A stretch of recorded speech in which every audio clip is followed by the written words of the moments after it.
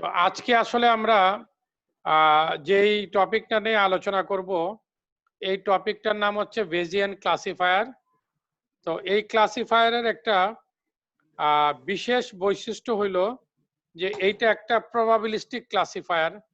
তার মানে এই ক্লাসিফায়ারটা ক্লাসিফিকেশন করার জন্য প্রবাবিলিটি রিলেটেড বিভিন্ন তথ্য ব্যবহার করে সে ক্লাসিফিকেশন করে থাকে।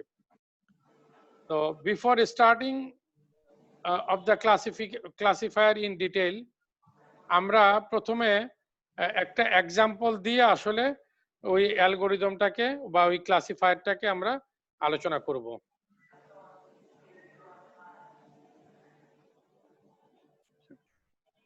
তো এখানে একটা এক্সাম্পল দেওয়া আছে এরকম, a doctor knows that meningitis causes stiff neck 50% of the time.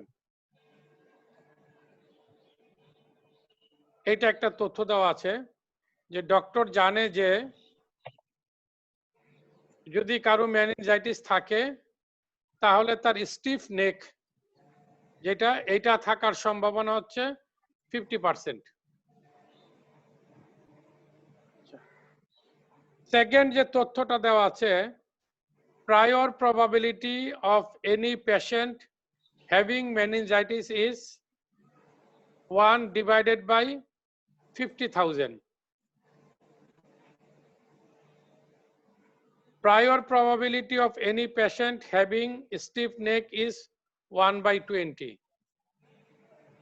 তার মানে ডক্টরের ইনফরমেশন যেটা ডক্টর যেটা জানে যে যদি কারো মেনিনজাইটিস হয় তাহলে তার স্টিফ নেক মানে ঘাড়ের সমস্যা, যেটা ঘাড়টা শক্ত হয়ে যাওয়া, এই সমস্যা হওয়ার সম্ভাবনা হচ্ছে 50 ভাগ। আর কোন পেশেন্টের মেনিনজাইটিস আছে এইটার প্রবাবিলিটি হচ্ছে 1 by 50,000। আর কোন পেশেন্টের স্টিফ নেক এই প্রবলেমটা আছে এটা হচ্ছে 1 by 20। এখন আমাদের বের করতে হবে এটা, যদি কোনো পেশেন্টের স্টিফ নেক থাকে তাহলে তার কি মেনিনজাইটিস আছে কিনা। পয়েন্টটা কি আমি বোঝাতে পারলাম?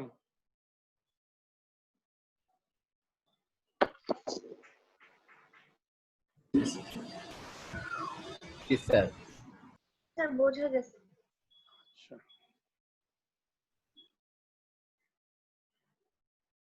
আরেকটা এক্সাম্পল আমাদের এখানে আছে। এইখানে দেখো বাম দিকের কলামে দেওয়া আছে ট্রানজ্যাকশন আইডি, তারপরের কলামে দেওয়া আছে refund status, yes no yes no yes no এরকম। তারপরের কলামে দেওয়া আছে marital status, single, married, divorced এরকম।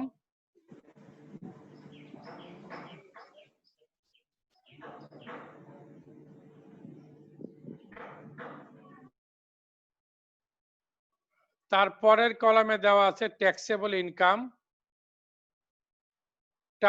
পরের কলামে দেওয়া আছে ইভেড।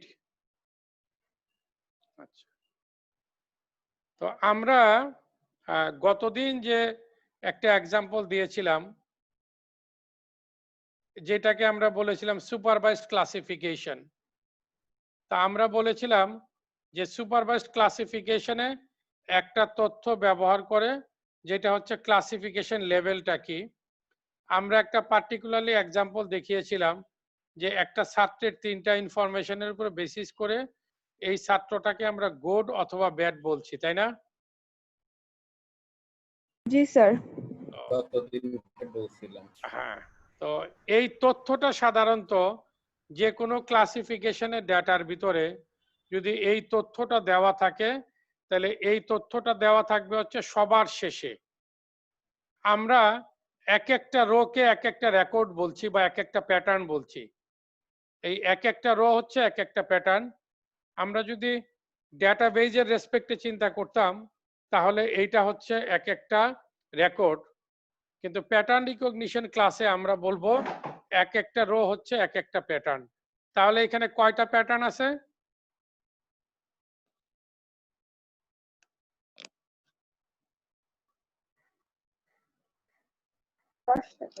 10টা প্যাটার্ন আছে। আচ্ছা, অ্যাট্রিবিউট আছে হ্যাঁ, অ্যাট্রিবিউট আছে কয়টা?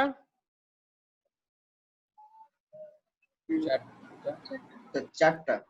3টা। প্রথমটা তো আসলে ট্রানজ্যাকশন আইডি, এটা নিয়ে তেমন কিছু নাই।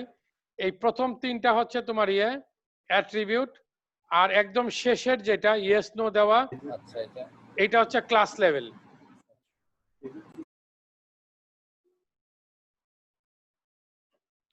এইখানে আমরা বলতেছিলাম যে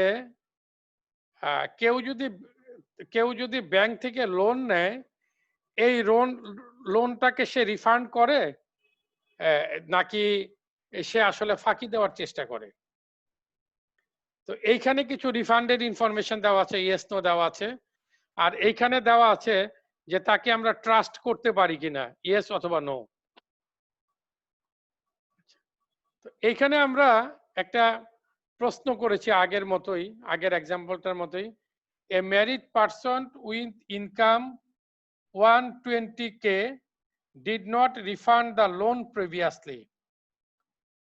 তার মানে হচ্ছে দেখো, এই 3টা তথ্য কিন্তু আমার অ্যাট্রিবিউট কিন্তু এখানে আছে। আমাদের এখানে অ্যাট্রিবিউটের মধ্যে একটা ছিল যে ম্যারিটাল স্ট্যাটাস, যেটার ভিতরে আমাদের ভ্যালু হতে পারে 3টা, সিঙ্গেল, ম্যারিড অথবা ডিভোর্সড। আমাদের বিভিন্ন ইনকামের কথা বলা আছে,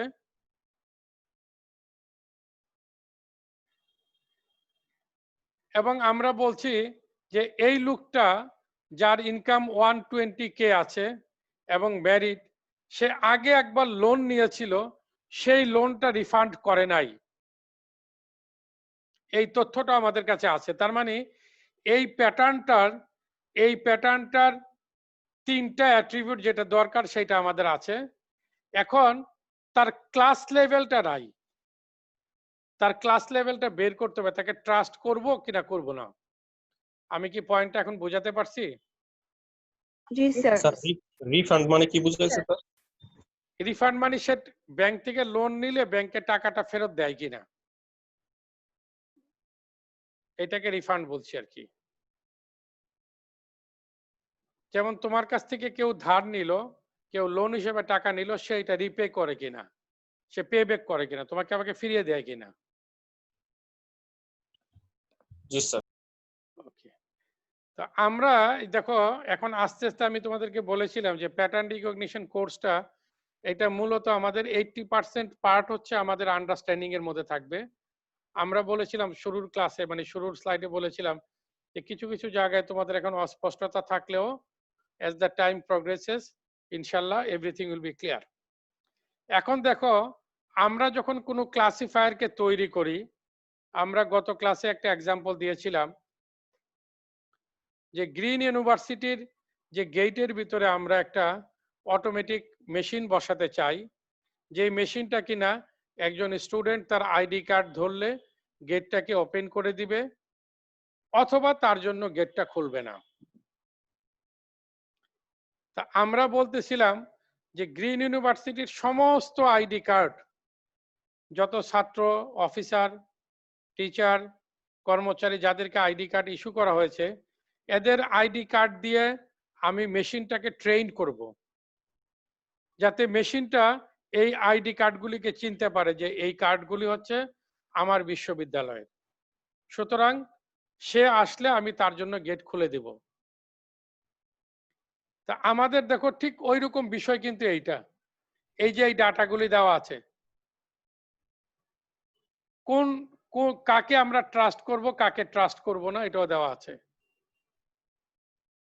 এখন এই ডাটাগুলি দিয়ে আমরা একটা ক্লাসিফায়ার তৈরি করলাম, ক্লাসিফায়ারকে ট্রেন্ড করলাম, অথবা ক্লাসিফায়ারকে কনস্ট্রাক্ট করলাম।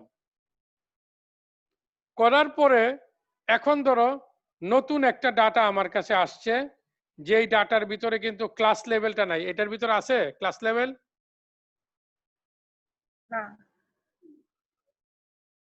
এইখানে তার অ্যাট্রিবিউট গুলি আছে, যে সে ম্যারিড পারসন, তার অ্যাট্রিবিউট আছে তার ইনকাম 120K, তার অ্যাট্রিবিউট আরেকটা আছে যে সে আগে লোন নিয়েছিল, রিফান্ড করে নাই। এখন given this data, we developed or we trained a classifier. Now we would like to answer this query whether we can trust this married person or not. তাহলে আমরা এখন ক্লিয়ারলি বুঝতে পারলাম যে কিছু ডাটা দিয়ে আমরা একটা ক্লাসিফায়ার মেশিন তৈরি করব, ক্লাসিফায়ারকে বিল্ড করব, কনস্ট্রাক্ট করব অথবা ট্রেন করব। তারপরে এই ক্লাসিফায়ারটাকে যখন আমি কাজ করার জন্য এটাকে ডিপ্লয় করব, তারপর থেকে সে যাদের দিয়ে বিল্ড করছি তাদের জন্য সে রেসপন্স দিবে, যারা যেই ডাটাগুলি ক্লাসিফায়ার বিল্ডিং প্রসেসের ভিতরে ছিল না তাদের জন্য সে রেসপন্স দিবে। কথা ক্লিয়ার?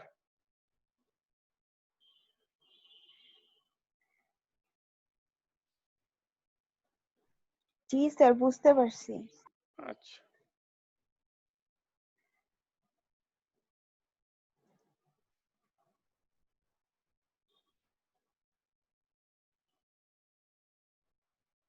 আমাদের 3 নাম্বার ক্লাসিফিকেশন এক্সাম্পলের মধ্যে আমরা বলতেছি আমরা একটু আগে বলতে সরি, মানে গত ক্লাস 2টাতে আমরা দেখেছিলাম স্যামন এবং সি বাস মাছ যেটা আমরা দেখছিলাম, ফিশ যেটা দেখছিলাম, যেটা কনভেয়ার বেল্ট দিয়ে আসতেছে। ধরো শিপ থেকে মাছগুলি নামিয়ে কনভেয়ার বেল্টের ভিতরে দিয়ে দিচ্ছে। এখন আমরা জানতে চাই যে এখন যেই মাছটা আসবে এই মাছটা কি স্যামন নাকি সি বাস?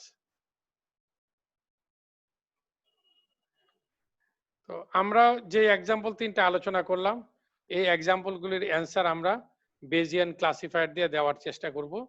তাহলে প্রথম আমাদের জানা দরকার যে বেজিয়ান ক্লাসিফায়ারটা কি। আমি প্রথমে তোমাদের কাছে বলেছিলাম যে এটা একটা probabilistic framework for solving classification problem.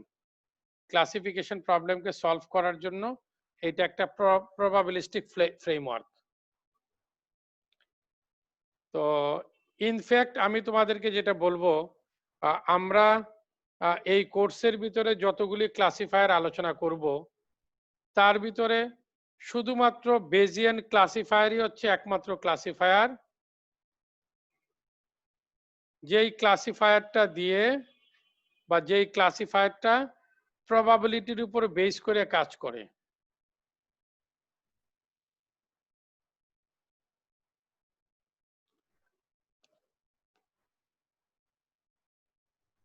আমি কি পয়েন্টটা বুঝাতে পারলাম?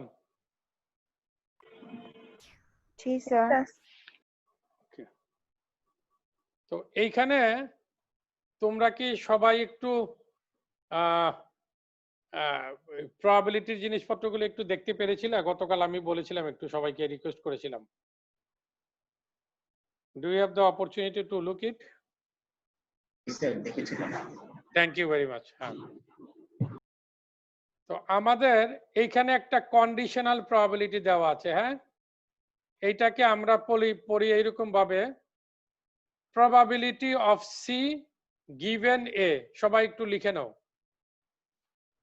probability of C given A.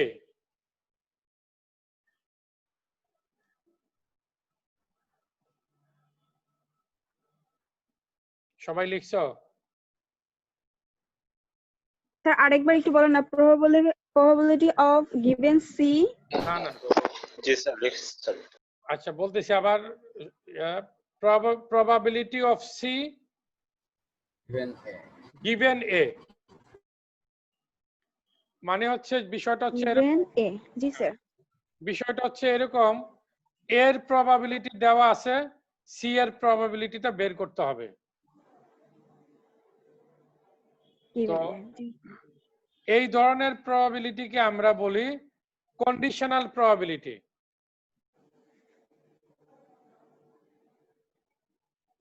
আচ্ছা, জি স্যার। তো এখানে একটু খেয়াল করতে হবে, খেয়াল না করলে কিন্তু আমাদের একটু ভুল হয়ে যাওয়ার সম্ভাবনা থাকবে। উপরে দেখো আমাদের নিউমারেটর আছে probability of A comma C. এইটার মানে কে বলতে পারবা?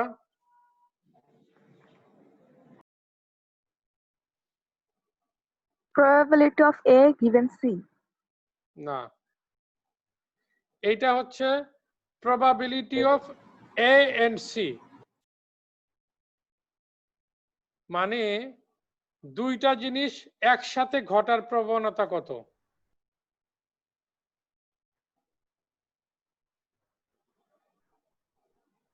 কথা বোঝা গেছে? জি স্যার জি স্যার যেমন আমরা বলতে পারি যে টসে জিতার সাথে খেলায় উইন করার সম্পর্ক। যদি টসে জিতে তাহলে এই নিউজিল্যান্ড ক্রিকেট ম্যাচটাতে জিতে। তার মানে টসে জিতা এবং ম্যাচ জেতা এই দুইটা জিনিস একসাথে ঘটার সম্ভাবনা। তো এইটার আরেকটা নাম আছে, এটাকে বলি কম্বাইন্ড প্রবাবিলিটি। কথা ক্লিয়ার? স্যার আর একটু আগে যেটা বলছিলাম কন্ডিশনাল প্রবাবিলিটির ক্ষেত্রে এরকম একটা বার দেওয়া থাকে, হ্যাঁ, পাইপ সিম্বল, যেটা তোমরা ডিসক্রিট ম্যাথমেটিক্সে পড়ছো, এটাকে আমরা পাইপ সিম্বল বলি। এই পাইপ সিম্বল দেওয়া থাকে। আচ্ছা, সরি আর নিচের এই প্রবাবিলিটিটা প্রবাবিলিটি অফ এ, এইটাকে কি ধরনের প্রবাবিলিটি বলি? কোনটা? নিচেরটা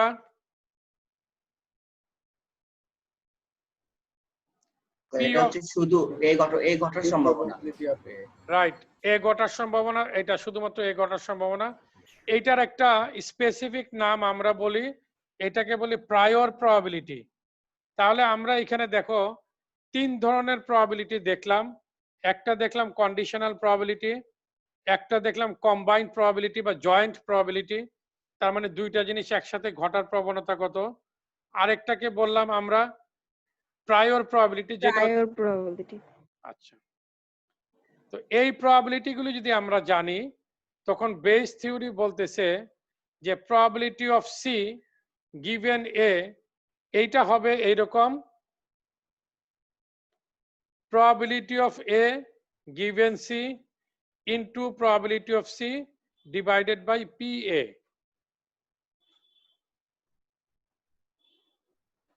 এই ফর্মুলাটা মনে রাখার কি আছে বলো দেখি, কি রকম মানে মানে আমাদের চিন্তা করতে পারি কিভাবে এই ফর্মুলাটা মনে রাখবো।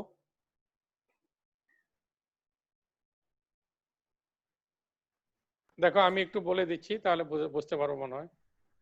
এইখানে হচ্ছে এর প্রবাবিলিটিটা দেওয়া আছে, সি একটা বের করতে হবে, তাই না? জি স্যার জি স্যার। তাহলে প্রায়র প্রবাবিলিটি অফ এ এইটা নিচে যাবে ভাগে। বোঝা গেছে? স্যার এটা তো নিচেই যাবে। আচ্ছা, আর বাকি দুইটা প্রবাবিলিটি যেটা আছে, একটা হচ্ছে দুইটা ঘটার সম্ভাবনা কত আর একটা ঘটার সম্ভাবনা কত, এই দুইটা উপরে যাবে। দুইটা ঘটা মানে কি, এখানে কে আছে, কে আছে? সি আর এ। এ আর সি একসাথে ঘটার সম্ভাবনা না। আমরা বলছিলাম যে সিটাকে বের করতে হবে, এটাকে দেওয়া আছে। তো এইখানে দেখো উপরে আছে probability of A given C, তার মানে যেটা বের করতে হবে তার উল্টা জিনিসটাকে উপরে নিয়ে আসছি আমি। এটাকে দেওয়া আছে, সিটা দেওয়া আছে, এ বের করতে হবে, আর এখানে probability of C.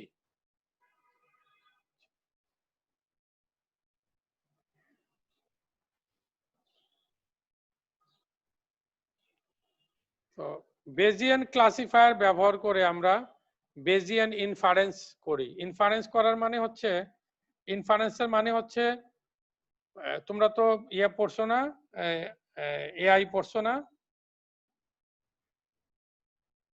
G sir পড়েছি।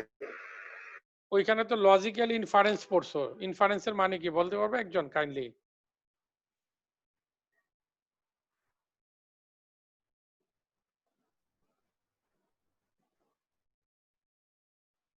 এক্সাম্পল দিয়ে কে বলতে পারবে? রুস্মিতা?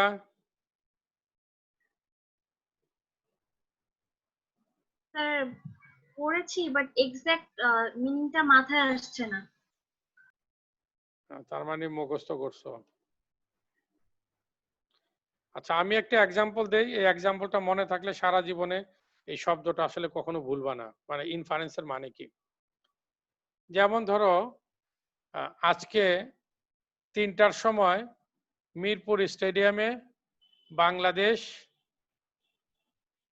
এবং অস্ট্রেলিয়ার মধ্যে একটা ডে নাইট ওয়ানডে ক্রিকেট হওয়ার কথা, এটা অলরেডি স্কেডিউল করা আছে যে আজকে দুপুর 3টার সময় মিরপুর স্টেডিয়ামে ডে নাইট একটা ওয়ানডে ইন্টারন্যাশনাল গেম হবে। আর আবহাওয়া অফিসের একটা পূর্বাভাস আছে যে আজকে দুপুর 2টা থেকে ঢাকাতে মুষলধারে বৃষ্টি হবে, 50 মিলিমিটার পর্যন্ত বৃষ্টি হওয়ার সম্ভাবনা আছে। বৃষ্টি হবে ধরো, তাহলে এই দুইটা তথ্যের আলোকে আমরা একটা নতুন তথ্য আসলে জেনারেট করতে পারি। আজকে বাংলাদেশ এবং অস্ট্রেলিয়ার ভিতরে ওয়ানডে গেমটা যেটা হওয়ার কথা ছিল সেটা হবে না।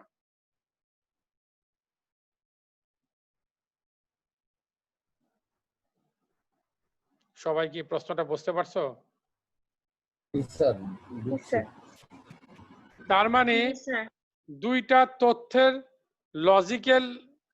লজিক্যালি দুইটা তথ্য থেকে আমরা নিউ একটা তথ্যকে জেনারেট করলাম, যেই তথ্যটা আসলে দেওয়া নাই বা আমরা কেউ জানি, মানে দেওয়া নাই, ডিক্লেয়ার্ড না, এইটাকে বলি আমরা ইনফারেন্স।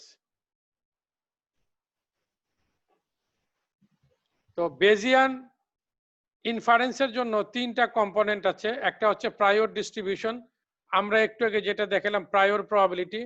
প্রায়র প্রবাবিলিটি মানে কিছুই না, প্রায়র প্রবাবিলিটি হচ্ছে যে কোনো একটা ইভেন্ট একা ঘটার সম্ভাবনা কি। কথা বোঝা গেছে? যে কোনো একটা ইভেন্ট একা ঘটার সম্ভাবনা কি। আজকে আমি যেটা দিয়ে শুরু করছিলাম যে টসে জিতলে নিউজিল্যান্ড ম্যাচে উইন করে। এখন এখানে দুইটা ইভেন্ট, একটা হচ্ছে টসে জিতে, এইটা একটা ইভেন্ট, টস একটা ইভেন্ট, আর নিউজিল্যান্ডের ম্যাচ এটা আরেকটা ইভেন্ট। তো এই দুইটা ইভেন্টের প্রত্যেকটা আলাদা আলাদা যে ঘটার সম্ভাবনা, টসে নিউজিল্যান্ড জিতবে এটা একটা সম্ভাবনা থাকতে পারে, ম্যাচে নিউজিল্যান্ড জিতবে ইন্ডিপেন্ডেন্ট অফ দ্য টস, এর সাথে টসের কোনো সম্পর্ক নাই। টসে হারলেও নিউজিল্যান্ড জিততে পারে, টসে জিতলেও নিউজিল্যান্ড জিততে পারে। তার মানে ইভেন্টের ইন্ডিপেন্ডেন্ট যে প্রবাবিলিটি, ইররেসপেক্টিভ অফ এনিথিং, কোনো কিছু ছাড়াই তার ঘটার যে সম্ভাবনা, সেটাকে আমরা বলি প্রায়র প্রবাবিলিটি। তার যে ডিস্ট্রিবিউশন সেটাকে বলি প্রায়র ডিস্ট্রিবিউশন।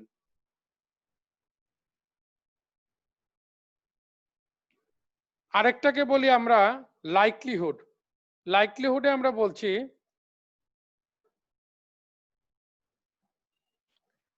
যতগুলি ভেরিয়েবল থাকবে সবগুলি ভেরিয়েবলকে নিয়ে একটা মডেলকে তৈরি করা।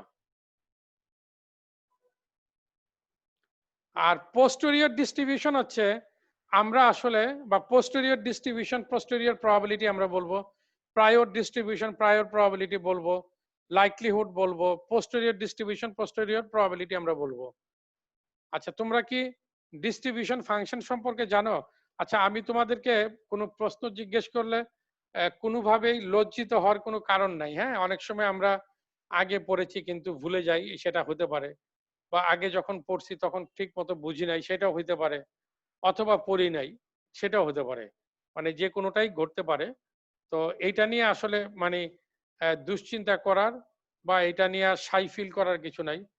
তবে তোমাদের জানা থাকলে হয়তো আমি ওই জায়গাটা একটু দ্রুত স্কিপ করব, জানা না থাকলে হয়তো আমাকে আবার কিছু এক্সাম্পল দিয়ে তোমাকে বোঝাতে হবে।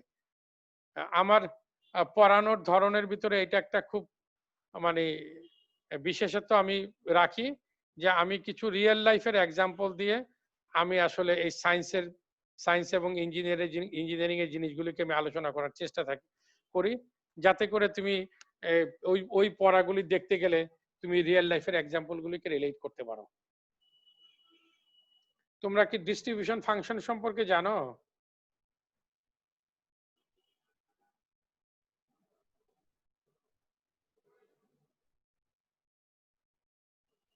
No, sir. আচ্ছা আচ্ছা, তাহলে এইটা নিয়ে আমি একদিন তোমাদের সাথে আলোচনা করব।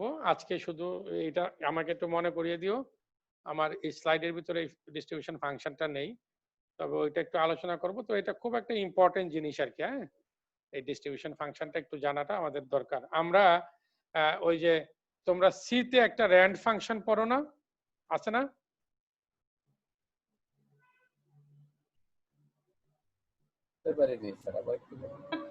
শুনতে পারিনি স্যার। সি প্রোগ্রামিং এর ভিতরে একটা র্যান্ডম ফাংশন আমরা ব্যবহার করি না অনেক সময়, RAND, র্যান্ড। জি স্যার।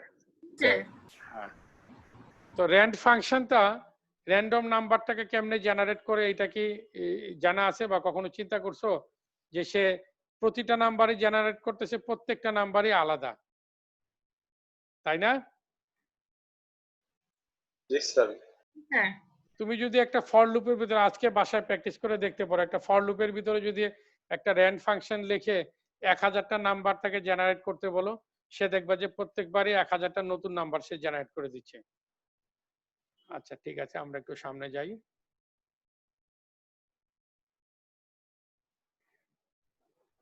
তো প্রায়র ইনফরমেশনকে আমরা পি অফ থেটা বলতেছি যদি প্যারামিটারটা থেটা হয়। একটু আগে বলতেছিলাম P of A, probability of A, probability of C. আমরা বলছিলাম যে প্রায়র প্রবাবিলিটি বলতে শুধুমাত্র একটা ইভেন্ট ইন্ডিপেন্ডেন্টলি ঘটার যে সম্ভাবনা, এটাকে প্রায়র প্রবাবিলিটি বলছি।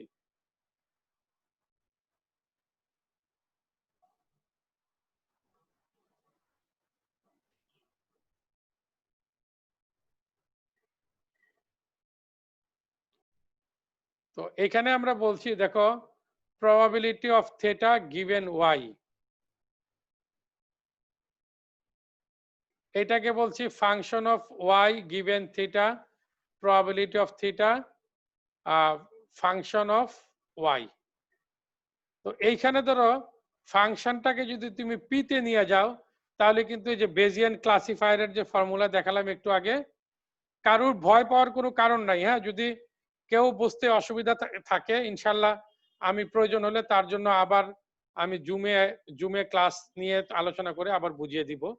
আমরা এই জায়গা থেকে দেখো, আমরা বলেছিলাম যে সি এর প্রবাবিলিটি আমরা বের করতে চাই যখন এর প্রবাবিলিটিটা দেওয়া থাকে। তো এইটা দেখতে গিয়ে আমরা যেটা দেখলাম যে আমাদের শুধুমাত্র এর প্রবাবিলিটিটা নিচে আসছে আর উপরে যাচ্ছে শুধুমাত্র সি এর প্রবাবিলিটিটা। আর আমরা এখানে বের করতে চাচ্ছিলাম probability of C given A, উপরে দিচ্ছি আমরা probability of A given C. তার মানে আমি এই লেফট হ্যান্ড সাইড থেকে কিন্তু এই রাইট হ্যান্ড সাইডের পুরো জিনিসটাকে আমি তোমরা কিভাবে চিন্তা করবা সেটা বলে দিচ্ছি। তো তোমরা আজকে একটু বাসায় ইনশাল্লাহ দেখলে তাহলে জিনিসটা ক্লিয়ার হবে আর কি, আর একটু। হ্যাঁ, Yes, sir. তো আমাদের আগের যে বেজিয়ান ফর্মুলা ছিল,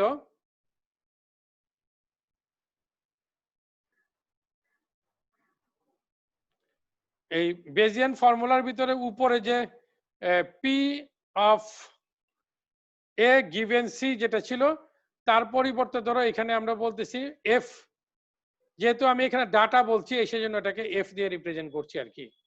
এবং এইটাকে আমরা বলতেছি পোস্টেরিয়র ডিস্ট্রিবিউশন। এখানে যদি সমান সমান চিহ্নটা উঠিয়ে দেই তাহলে এখানে প্রপোর্শনাল আসবে। যখনই প্রপোর্শনাল আসবে, এই নিচের দেখো একটা জিনিসকে আমি উঠিয়ে দিয়েছি। এখন আমরা একটু এক্সাম্পলটাতে যাই।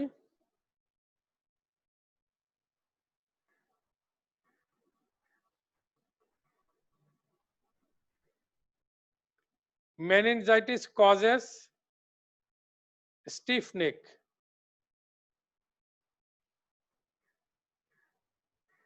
এইটাকে দুইটা ইভেন্ট দেওয়া আছে না?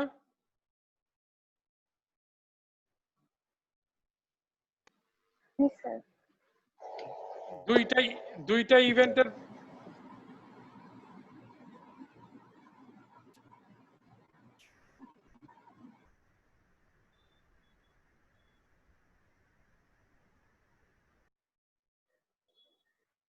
এখানে দেখো আমরা বলছি যে মেনিনজাইটিস হলে তার স্টিফ নেক হবে। তার মানে হচ্ছে কজ কোনটা রেজাল্ট কোনটা বলো দেখি।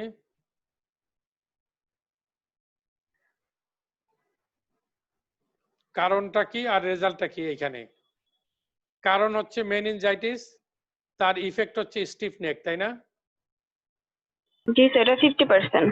হ্যাঁ, তার মানে হচ্ছে দেখো প্রবাবিলিটি অফ এস, স্টিফের ক্ষেত্রে আমি এস ব্যবহার করলাম, গিভেন মেনিনজাইটিস, এটা 50%, 50% মানে হচ্ছে 0.5।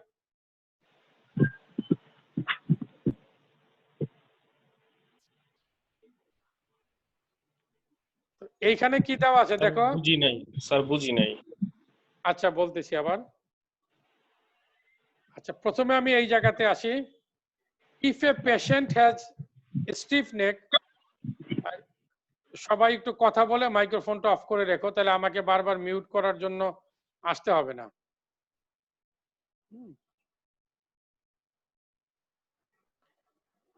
আমরা বলতেছি যে একটা পেশেন্টের যদি স্টিফ নেক থাকে, এটা দেওয়া আছে, তার মেনিনজাইটিস থাকবে কিনা দেওয়া আছে যেটা, সেটা কি পাইপ পাইপ সিম্বলের বামে লিখি না ডানে লিখি?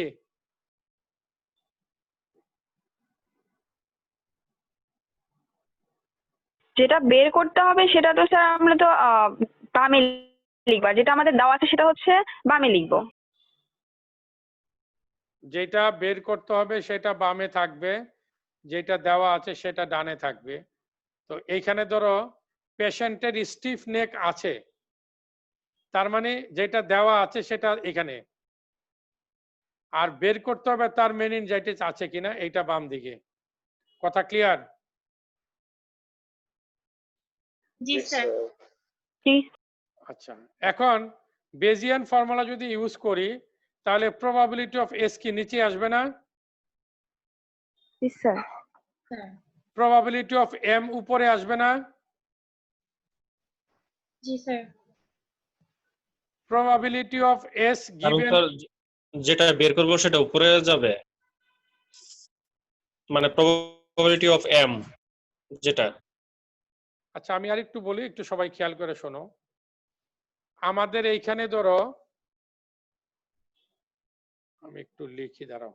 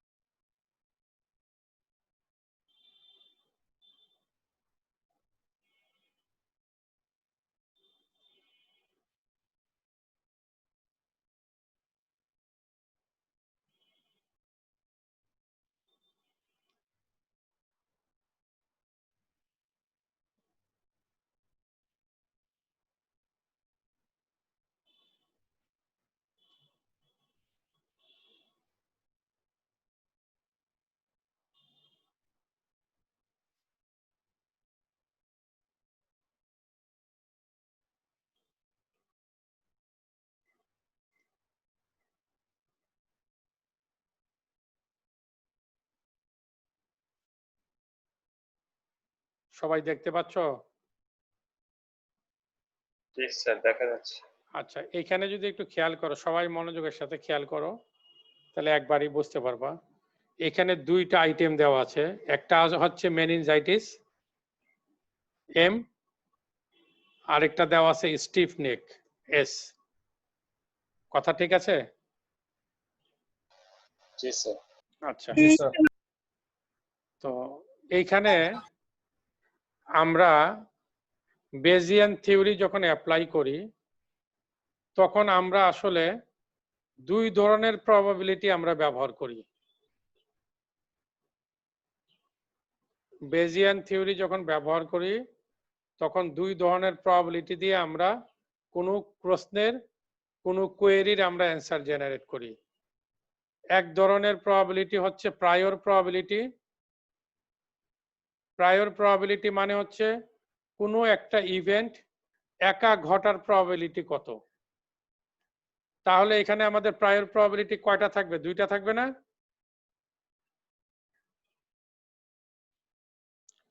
কয় ধরনের ইভেন্ট আছে আমাদের এখানে? দুইটা থাকবে। স্যার দুই ধরনের ইভেন্ট আছে। দুই ধরনের ইভেন্ট আছে, তাই না?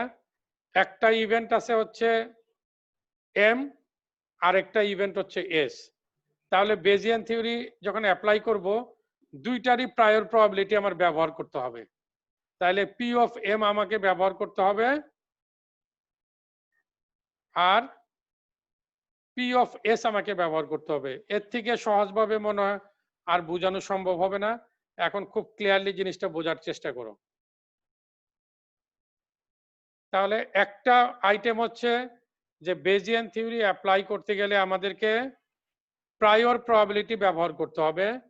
প্রায়র প্রবাবিলিটি হচ্ছে যেই ইভেন্টগুলির কথা বলা আছে তাদের একক প্রবাবিলিটি, সে একা একা ঘটার সম্ভাবনা কত।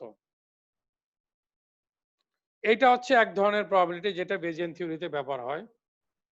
আরেক ধরনের প্রবাবিলিটি ব্যবহার হয় হচ্ছে কন্ডিশনাল প্রবাবিলিটি।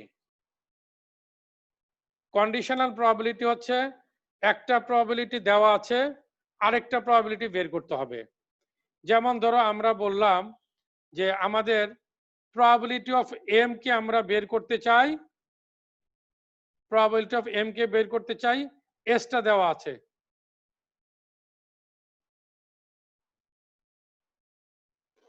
জি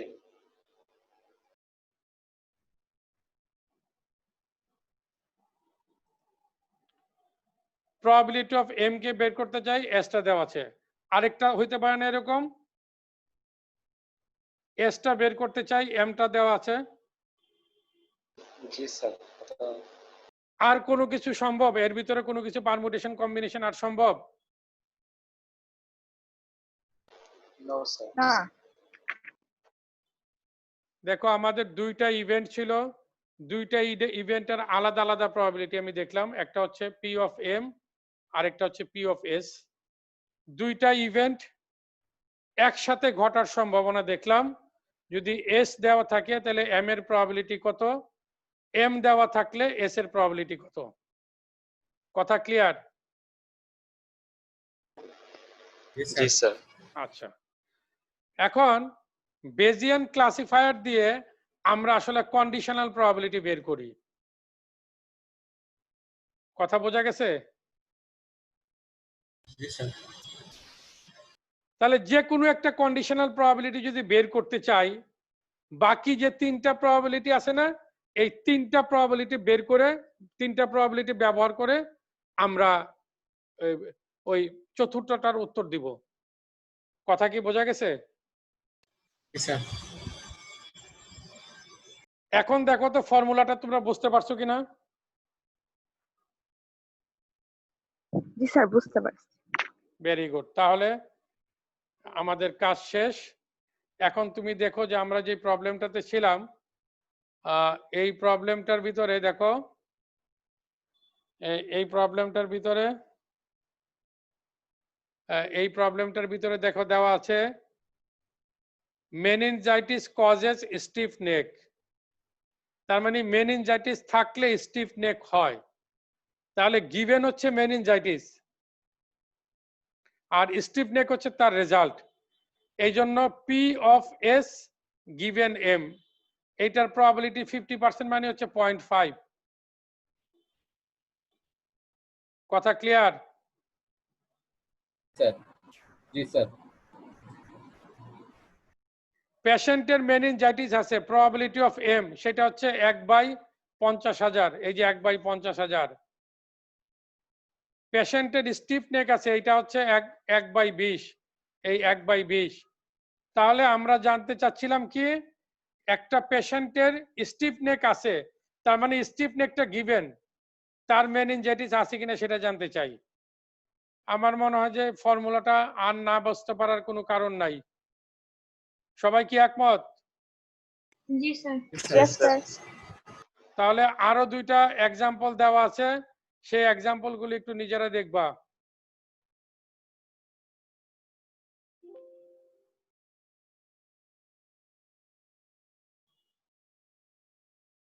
আরো দুই একটা এক্সাম্পল নিজেরা দেখবা, ঠিক আছে?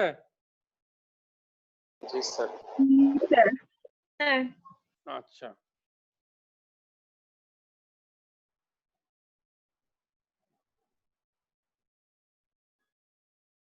এবার আমরা 3 নাম্বার এক্সাম্পলটাতে যাচ্ছিলাম। We know the previous counts of salmon, sea bass. আর তার যে ইয়া ছিল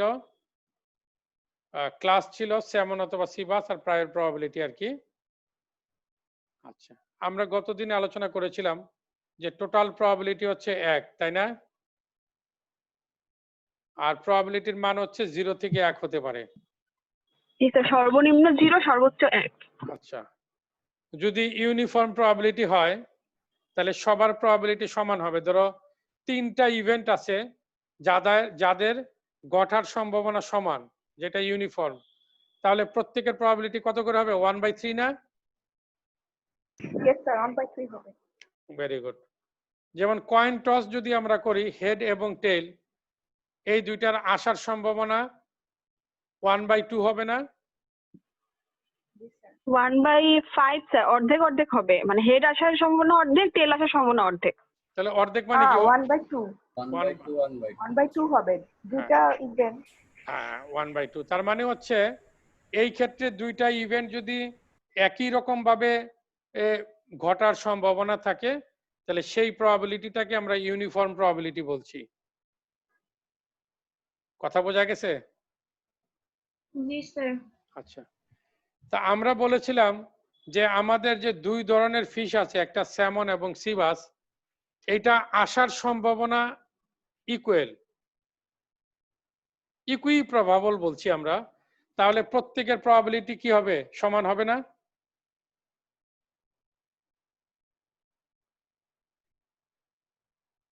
প্রবাবিলিটি অফ ওমেগা 1 আর প্রবাবিলিটি অফ ওমেগা 2, ওমেগা 1 ধরলাম আমরা স্যামন আর ওমেগা 2 ধরলাম আমরা সি বাস, আর এই দুইটার যোগফল তো 1 হবে, তাই না? জি স্যার। ওকে,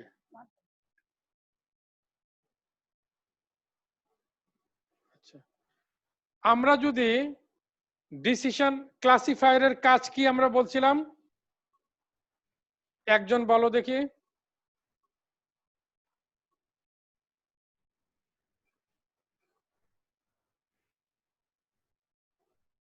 কে বলতে পারবে?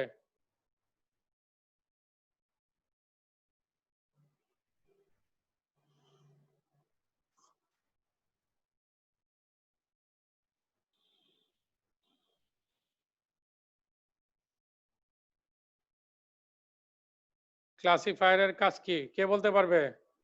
ক্লাসিফায়ারের কাজ হচ্ছে তার যে বৈশিষ্ট্য আছে সেই বৈশিষ্ট্য থেকে তাকে তার নির্দিষ্ট ভাগে স্যার প্রদান করা।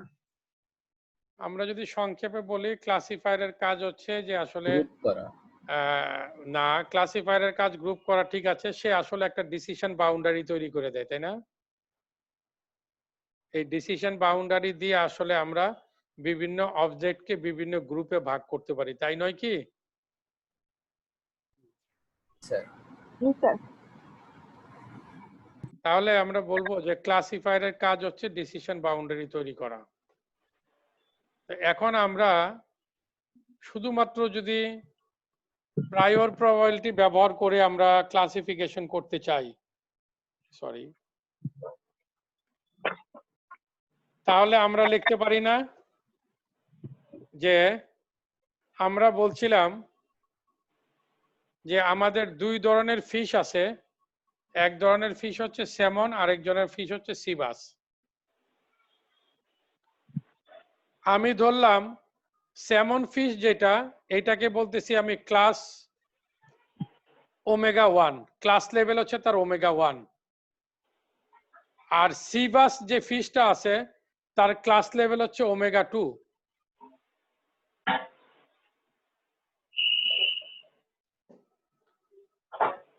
আমরা বলছিলাম যেটা, যে প্রশ্নটা রাখছিলাম 3 নাম্বার এক্সাম্পলে, এখন যেই মাছটা নদী থেকে বা সমুদ্র থেকে আসবে, এই মাছটা স্যামন বা সি বাস হওয়ার সম্ভাবনা কি হবে? স্যামন হবে না সি বাস হবে? এইটা জানতে চাই আমরা, তাই না? এক্সাম্পল 3 ভুলে গেছো? না স্যার, ভুলই নাই।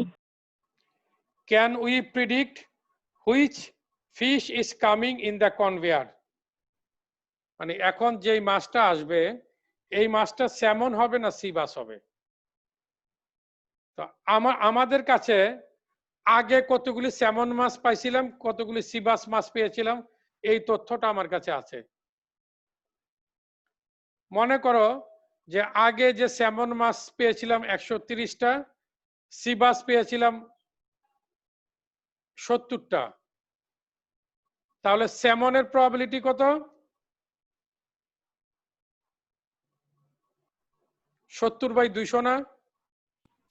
70/200 আর সি বাসের প্রবাবিলিটি হচ্ছে 130/200, তাই না?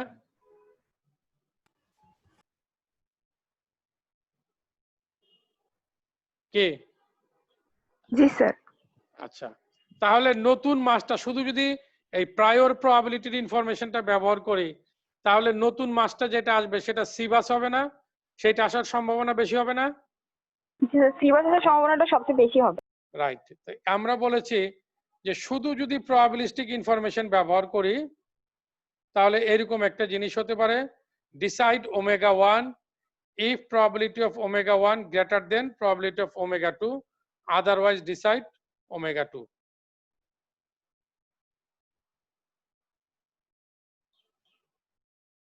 কথা ক্লিয়ার?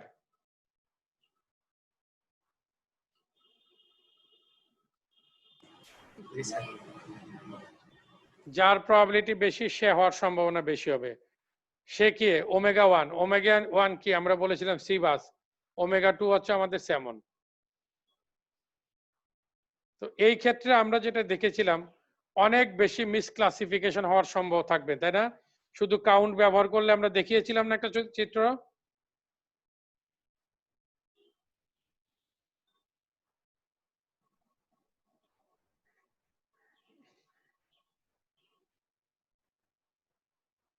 মনে আছে গত ক্লাসে একটা চিত্র দেখিয়েছিলাম, শুধু কাউন্ট ব্যবহার করলে কি অবস্থা হয়?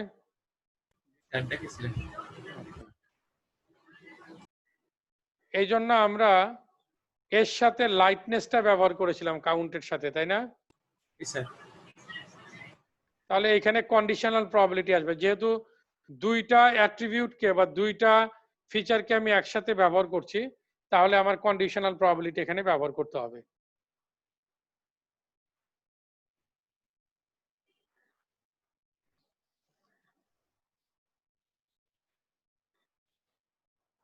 তো কন্ডিশনাল প্রবাবিলিটি যখনই ব্যবহার করব তখনই আমার সরাসরি বেইজের ফর্মুলা চলে আসবে। কথা বোঝা গেছে?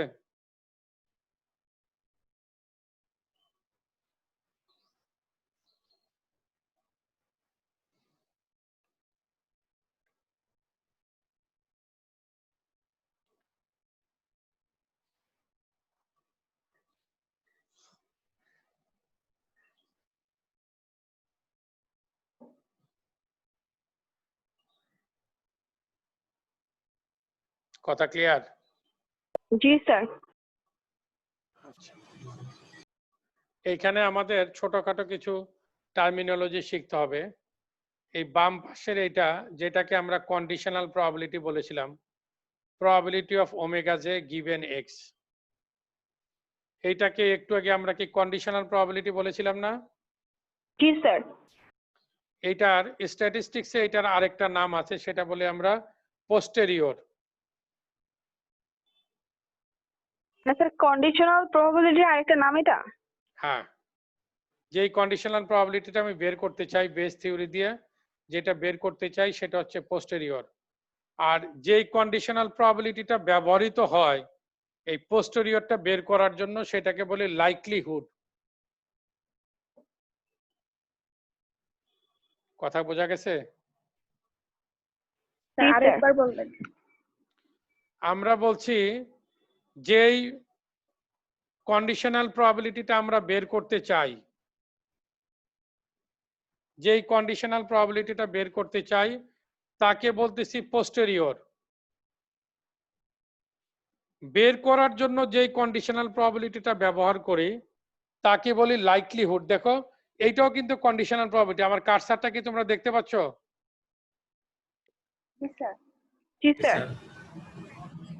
এইটা কন্ডিশনাল প্রবাবিলিটি না? জি স্যার, এটা কন্ডিশনাল। কিন্তু এইটাকে বলতেছি আমরা লাইকলিহুড। কারণ কি, এইটা রাইট হ্যান্ড সাইডে ব্যবহার হচ্ছে লেফট হ্যান্ড সাইডের আইটেমটাকে ব্যবহার করার জন্য। আচ্ছা, আমরা বলেছিলাম এটা probability of omega J given x. তো গিভেন এক্স যেটা দেওয়া থাকে এইটাকে বলি আমরা এভিডেন্স। ডেফিনেটলি এইটা একটা প্রায়র প্রবাবিলিটি, এইটাও একটা প্রায়র প্রবাবিলিটি। আমরা বলেছিলাম যে প্রায়র প্রবাবিলিটি মানে হচ্ছে কোনো একটা জিনিস ইন্ডিপেন্ডেন্টলি ঘটার প্রবণতা কত। তাহলে এইটা একটা প্রায়র প্রবাবিলিটি। তো এই প্রায়র প্রবাবিলিটিটাকে আমরা এখানে বলছি এভিডেন্স, যেহেতু এইখানে এই তথ্যটাকে গিভেন হিসেবে ব্যবহার করছি। এইটাও একটা প্রায়র প্রবাবিলিটি, এটাকে প্রায়র হিসেবে বলছি। তাহলে যেটা দাঁড়াইলো যে পোস্টেরিয়র সমান হচ্ছে likelihood into prior divided by evidence. Sir এটা একটু আবার বলুন। Posterior is equal to livelihood into multiplied by prior divided by evidence. Multiplied by prior divided by evidence. এই যে নিচে আছে আর কি। তো আমি সবাইকে একটু বিনীত অনুরোধ করব, আমি আজকে এই জায়গায় রেখে দিব। তো আমি একটু আগে ছেড়ে দিচ্ছি, কারণ এই টার্মগুলি তোমাদের অনেকের কাছে পরিচয় নাই। তোমরা স্ট্যাটিস্টিক্স পড়লেও হয়তো কোনো কারণে ভুলে গেছো আর কি। তো আবার তোমাদেরকে একটু অনুরোধ করব যাতে তোমরা এটা একটু দেখো, যাতে নেক্সট ক্লাসগুলি আমি আর একটু দ্রুত ইয়ে করতে পারি। আচ্ছা, কে কে হাত উঠাইছে একটু বলো দেখি ভাই। স্যার আমার একটা প্রশ্ন ছিল। হ্যাঁ বলো প্লিজ। স্যার এই যে একটু আগে যে আপনি বললেন যে ক্লাসিফায়ার হচ্ছে ডিসিশন বাউন্ডারি তৈরি করা, কিন্তু স্যার গত লাস্ট লেকচারে আপনি বলছিলেন যে ফার্স্ট লেকচারে বলছিলেন যে রিকগনিশন হচ্ছে, রিকগনিশনের কাজ হচ্ছে ডিসিশন বাউন্ডারি তৈরি করা। তাহলে স্যার আচ্ছা আচ্ছা আচ্ছা বুঝতে পারছি। আমরা বলেছিলাম রিকগনিশন এবং ক্লাসিফিকেশন এই শব্দটাকে আমরা ইন্টারচেঞ্জেবলি ব্যবহার করব। রিকগনিশন করা যা বোঝায়, ক্লাসিফিকেশন করাও তা একই জিনিস বোঝায়। কথা বোঝা গেছে? রিকগনিশন বলতে যা বোঝায়, ক্লাসিফিকেশন বলতেও এক্স্যাক্টলি তাই বোঝায়। তাহলে একটা প্যাটার্ন রিকগনিশন সিস্টেম বা একটা ক্লাসিফিকেশন সিস্টেমের কাজ হচ্ছে তাকে আসলে বিভিন্ন অবজেক্টকে বিভিন্ন গ্রুপে ভাগ করা, বিভিন্ন ক্লাসে ভাগ করা। তো এই বিভিন্ন ক্লাসে ভাগ করতে যে আমরা 2 ডিমেনশনাল কিছু ফিগার দেখিয়েছিলাম, যেখানে দেখছিলাম যে দুই ধরনের জিনিসকে ভাগ করতে গেলে আমাদের মাঝখান দিয়ে একটা স্ট্রেট লাইন আঁকতে হয়, তাই না? তো এই স্ট্রেট লাইনটাকে তুমি সেপারেটর বলতে পারো, এই স্ট্রেট লাইনটাকে তুমি ডিসিশন বাউন্ডারি বলতে পারো। এই ডিসিশন বাউন্ডারিটা আসলে ক্লাসিফায়ার তৈরি করে। এই ডিসিশন বাউন্ডারিটা দিয়েই সে বলে যে এই বাউন্ডারির এই পাশে যেহেতু আছে সে হচ্ছে ক্লাস 1, এই পাশে যেহেতু আছে সে হচ্ছে ক্লাস 2। স্যার আমার একটা প্রশ্ন ছিল। হ্যাঁ প্লিজ বলো কাইন্ডলি। স্যার পোস্টেরিয়র মানেটা স্যার কি বুঝাচ্ছেন স্যার? পোস্টেরিয়র। আচ্ছা আমি বলতেছি এখানে পোস্টেরিয়র এবং লাইকলিহুড এই দুইটা জিনিস আসলে মিন করে কন্ডিশনাল প্রবাবিলিটিকে। কন্ডিশনাল প্রবাবিলিটি মানে হচ্ছে দুইটা জিনিস একই সময় ঘটার প্রবণতা কত, তার ভিতরে একটা জিনিসের প্রবাবিলিটি দেওয়া আছে। যেমন probability of m given x।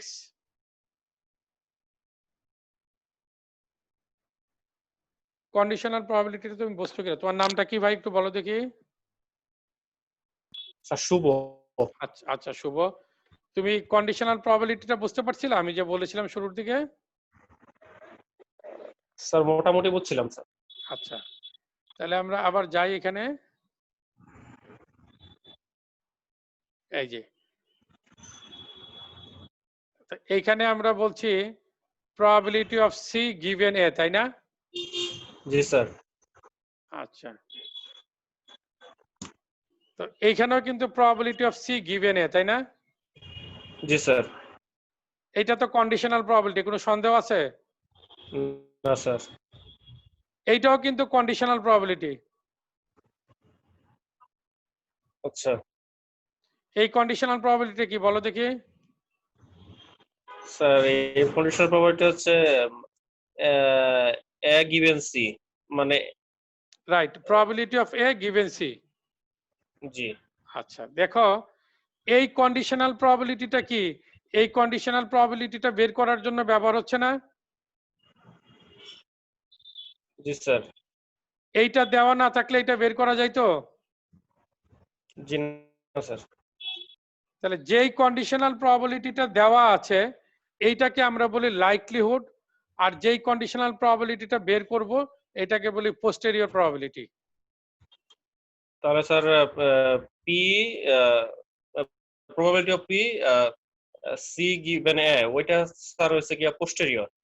Right, probability of P না, probability of C. probability of c given a ওইটা হ্যাঁ। পোস্টেরিয়র। আর probability of A given C এইটা হচ্ছে লাইকলিহুড। জি স্যার এখন স্যার ক্লিয়ার। আচ্ছা, আর এইখানে দেখো প্রবাবিলিটি অফ সি এটা মাত্র একটা ইভেন্টেরই প্রবাবিলিটি, এইটাও একটা ইভেন্টের প্রবাবিলিটি। এইখানে দেখো এটাকে গিভেন ধরছি না, জি এটাকে গিভেন। এই জন্য এর প্রায়র প্রবাবিলিটিটাকে বলি আমরা এভিডেন্স। এগুলি সব স্ট্যাটিস্টিক্স এর ভাষা। এর প্রবাবিলিটিটাকে বলে এভিডেন্স, আচ্ছা বুঝতে পারছি। আর এটাকে বলি প্রায়র।